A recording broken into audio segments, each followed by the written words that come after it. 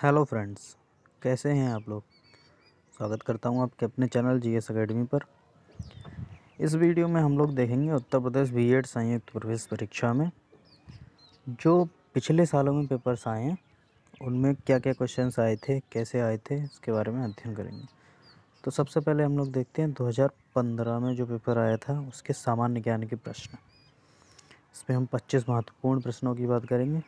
उसके बाद हम हिंदी देखेंगे। ऐसे ही कर के 2015 के बाद 16 का जीएस प्लस हिंदी, 17 का जीएस प्लस हिंदी, सारे पेपर सॉल्व कर लेंगे। तो चलिए, तो दोस्तों आज हम लोग देखने वाले हैं सामान्य ज्ञान के पिछले वर्षों में आई हुई प्रश्न।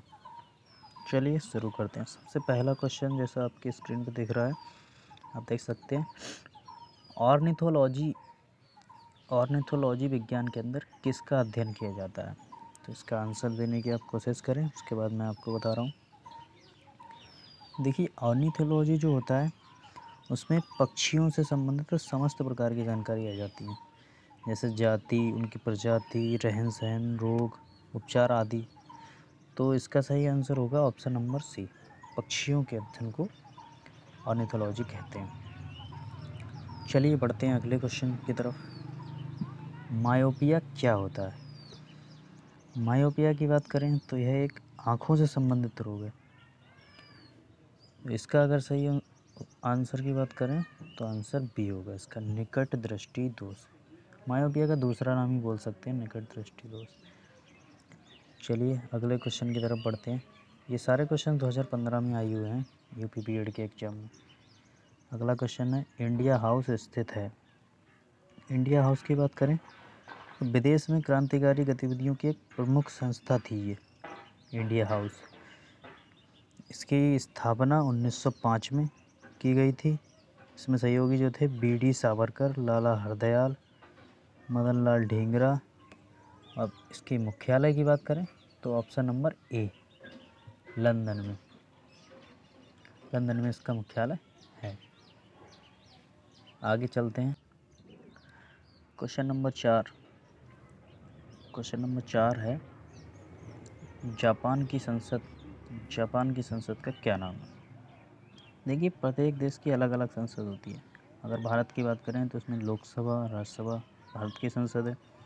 इसी प्रकार हर देश की अलग होती है। तो आपको बताना जापान की संसद का क्या नाम है। आप आंसर देने की कोशिश करें, तब तक मैं आपको और ऑप्शंस जो हैं वो क्लियर करवाना चाहूँगा।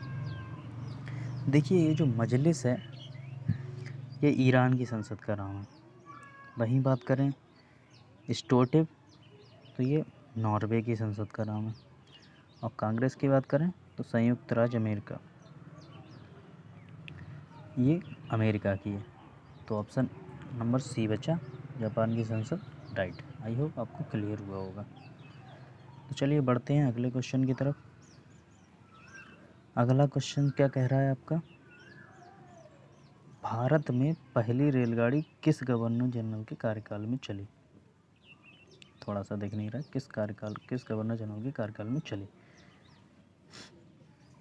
इसका सही उत्तर देने की कोशिश करें आप लोग। तो इसके सही उत्तर की अगर बात करें तो आप सभी लोगों को पता होगा, भारत में पहली रेलगाड़ी सन 1853 में चलाई गई थी।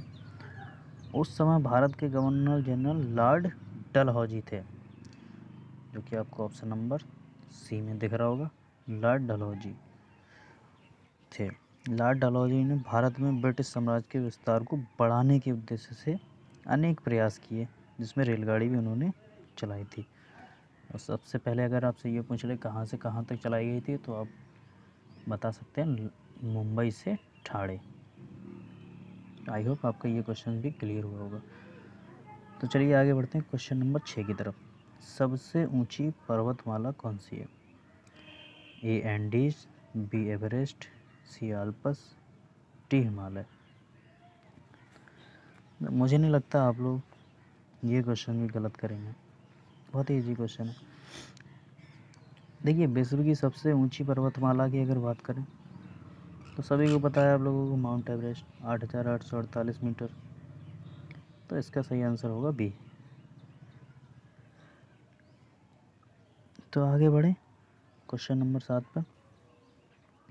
किस मुगल बादशाह ने हिंदुओं पर लगने वाले जजिया कर को समाप्त किया था? जजिया कर के बारे में थोड़ा बताऊं। ये हिंदुओं पर लगाने वाला कर था। अगर हिंदू मंदिर में जाएंगे तो उन्हें कुछ टैक्स पैसे वगैरह देने पड़ते थे। तो किस मुगल बादशाह ने ये समाप्त किया था, आपको बताना है। तो देखिए मैं बताता हूँ, मुगल बादशाह अकबर ने। ऑप्शन नंबर ए, मुगल बादशाह अकबर ने ये समाप्त किया था 1564 ईस्वी में। इससे ठीक एक वर्ष पूर्व 1563 में अकबर ने बनारस, प्रयाग आदि तीर्थ स्थानों पर यह समाप्त किया था। उसके बाद पूरे भारत में उसने समाप्त कर दिया। चलिए आगे अगले क्वेश्चन पे बढ़ते हैं। क्वेश्चन नंबर 8, थियोसॉफिकल सोसाइटी का प्रचार प्रसार भारत में किसने किया था? तो इसकी बात करें, ऑप्शन नंबर ए है Colonel Olcott, B Annie Besant, C Raja Rammohan Roy, D William Bentinck. इसका आप लोग आंसर देने की कोशिश करें। इसका सही आंसर होगा option number B, Annie Besant. कब तक? 1847 से 1933 तक इन्होंने इसमें महत्वपूर्ण भूमिका निभाई थी।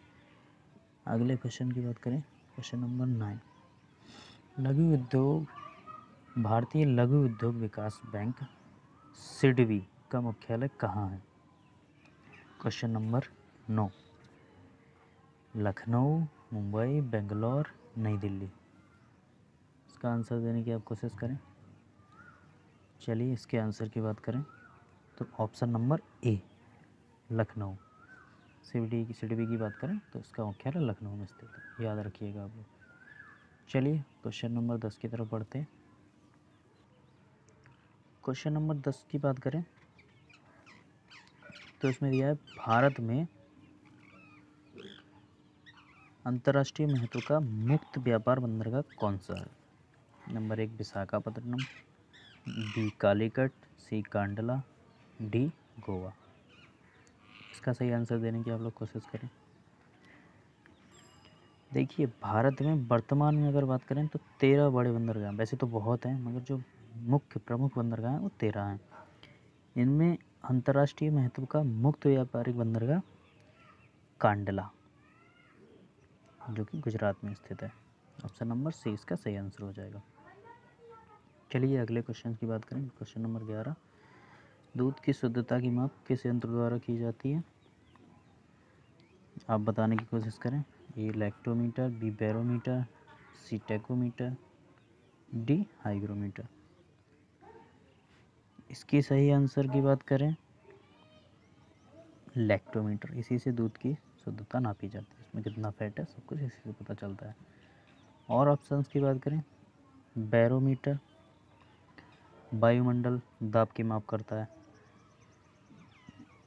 टैकोमीटर वायुयान की गति मापता है, हाइग्रोमीटर की बात करें तो वायुमंडलीय आर्द्रता की माप इसके द्वारा की जाती है।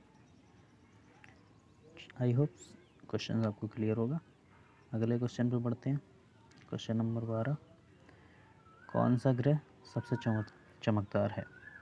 इस क्वेश्चन में आपको कोई प्रॉब्लम नहीं होगी, बहुत ईजी क्वेश्चन है।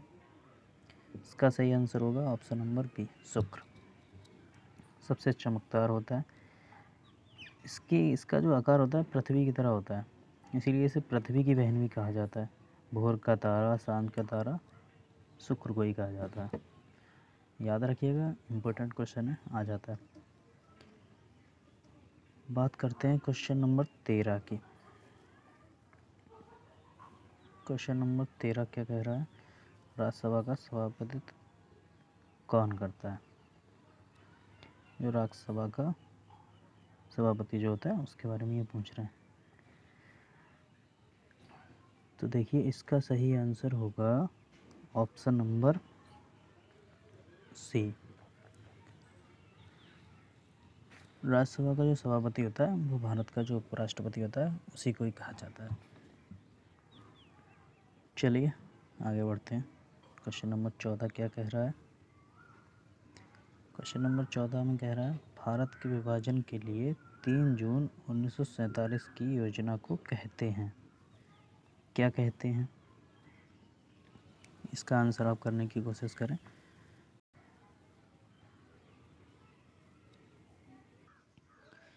अगले क्वेश्चन की बात करें, विधवा पुनर्विवाह पर जोर किसने दिया था? तो इसका सही आंसर होगा ईश्वरचंद्र विद्यासागर। आगे बढ़ते हैं। अगला क्वेश्चन नंबर 16, व्यक्तिगत स्वतंत्रता के लिए किस शब्द का प्रयोग किया जा सकता है? देखिए बेसिकली ये रिट्स के नाम है, जो 5 रिट होती हैं उसी के बारे में पूछ रहा है। जो व्यक्तिगत स्वतंत्रता जो होती है उसको क्या बोलते हैं? तो देखिए इसके सही उत्तर की बात करें तो व्यक्तिगत स्वतंत्रता के लिए, एक सेकेंड, व्यक्तिगत स्वतंत्रता के लिए हैबियस कार्पस का प्रयोग करते हैं। ऑप्शन नंबर बी इसका सही आंसर होगा। हैबियस कार्पस बंदी प्रत्यक्षीकरण रिट होती है। इसका अर्थ होता है विरुद्ध या गिरफ्तार को न्यायालय के समक्ष प्रस्तुत करो।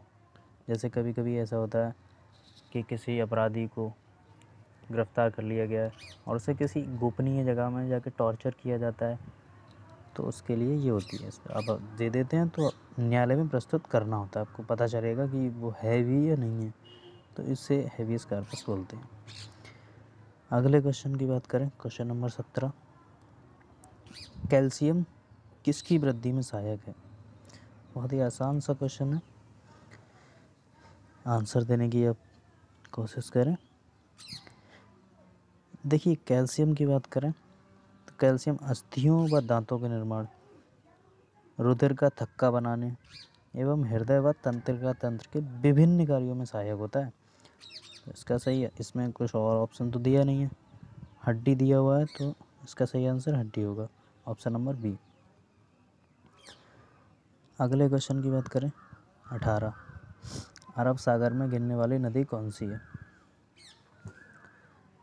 देखिए अरब सागर में पूछ रहा है, गोदावरी, कृष्णा, महानदी, ये तीनों तो बे ऑफ बंगाल में गिरती हैं, तो ऑप्शन नंबर सी इसका करेक्ट आंसर होगा, ताप्ती। देखिए अरब सागर में गिरने वाली प्रमुख नदियाँ मैं आपको और बता देता हूँ, नर्मदा, ताप्ती, साबरमती, माही, लूनी। जो ताप्ती नदी है वो मध्य प्रदेश के बैतूल ज़िले से निकलती है, याद रखिएगा आप। अगले क्वेश्चन की ओर बढ़ते हैं, निम्न में से किसकी उपस्थिति के कारण शरीर के भीतर रक्त नहीं जमता? क्वेश्चन नंबर 19, इसका आंसर आप देने की कोशिश करें। ए फाइब्रिन, बी हीमोग्लोबिन, सी हेपेरिन, डी थ्रोम्बोप्लास्टिन। देखिए अगर इसके आंसर की बात करें, इसका आंसर सही होगा हेपेरिन, ऑप्शन नंबर सी। मानव शरीर में रक्त का परिसंचरण हर समय होता रहता है और यह मनुष्य के सामान्यता पर अपनी सामान्य अवस्था में बना रहता है, ठीक है। रक्त में पाए जाने वाले तत्व हेपेरिन के कारण यह शरीर में कभी भी जमता नहीं है। आई होप आपको ये क्वेश्चन क्लियर होगा। चलिए आगे बढ़ते हैं, अभी हमारे 6 क्वेश्चन और बचे हैं, वो भी कर लेते हैं। क्वेश्चन नंबर 20, मोहम्मद बिन तुगलक की मृत्यु के बाद दिल्ली का सुल्तान कौन बना? इसका आंसर देने की आप कोशिश करें, इसके बाद मैं बताऊंगा। देखिए दिल्ली सल्तनत की बात करें और उसमें भी तुगलक वंश की बात करें तो सबसे पहले जो गद्दी पर बैठा वो था गयासुद्दीन तुगलक, नंबर 1। उसके बाद उसका उत्तराधिकारी पुत्र जौना खाता, उसी का नाम था मोहम्मद बिन तुगलक, वो बैठा, ये वाला। और मोहम्मद बिन तुगलक के बात करें, मोहम्मद बिन तुगलक के बाद बात करें तो फिरोज शाह तुगलक इसका करेक्ट आंसर होगा। मोहम्मद बिन तुगलक के बारे में आपको बताना चाहूँगा, इसे ही पागल बादशाह कहते थे। इसने ऐसी ऐसी योजनाएं लागू करी जो बहुत ही बुरी तरह से विफल हुई, इसी वजह से इसे पागल बादशाह भी कहा जाता है। चलिए बात करते हैं अगले क्वेश्चन नंबर 21 की। निम्नांकित में से कौन सा उदारवादी नेता नहीं था? इस क्वेश्चन का आंसर देने की आप लोग कोशिश करें। देखिए, इसकी अगर बात करें क्वेश्चन नंबर 21 की, इसका सही आंसर होगा ऑप्शन नंबर डी, बाल गंगाधर तिलक।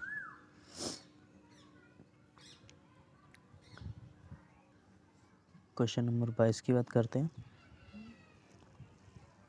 भगवान बुद्ध ने अपना उपदेश धर्म चक्र प्रवर्तन कहाँ किया था? इसका आंसर दें आप। Number 1 Vaishali, 2 Bodh Gaya, C Lumbini, D Sarnath. Question number 22 के सही उत्तर की बात करें तो ऑप्शन नंबर डी, सारनाथ। भगवान बुद्ध ने सारनाथ में अपने 5 साथियों को बौद्ध धर्म से दीक्षित किया, जिसे धर्म चक्र प्रवर्तन कहा गया। बोध गया में इन्हें ज्ञान की भी प्राप्ति हुई थी। वैशाली की बात करें, वैशाली में द्वितीय बौद्ध संगति संपन्न हुई थी। तथा लुम्बिनी की बात करें, लुम्बिनी में इनका जन्म हुआ था। चलिए अगले क्वेश्चन पर बढ़ते हैं। क्वेश्चन नंबर 23, शेरशाह की कब्र कहाँ स्थित है? देखिए, शेरशाह सूरी जिसका टाइम पीरियड 1540 से लेकर 1555 रहा था। आपको याद होगा हुमायूं को इसने हरा कर दिल्ली पे कब्जा किया था, वही इसका टाइम पीरियड रहा था। तो इसकी कब्र की बात करें तो ऑप्शन नंबर डी, सासाराम, जो कि बिहार में है। शेरशाह सूरी ने ही बंगाल से पंजाब तक जीटी रोड का निर्माण कराया था। अगले क्वेश्चन की ओर बढ़ते हैं।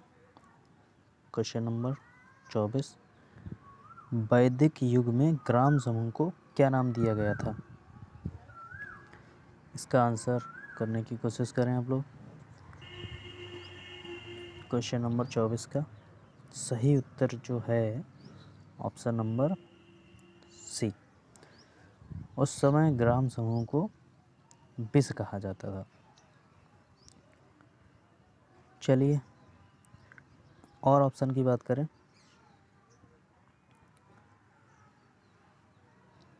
तो और इतना कोई इम्पोर्टेंट है नहीं।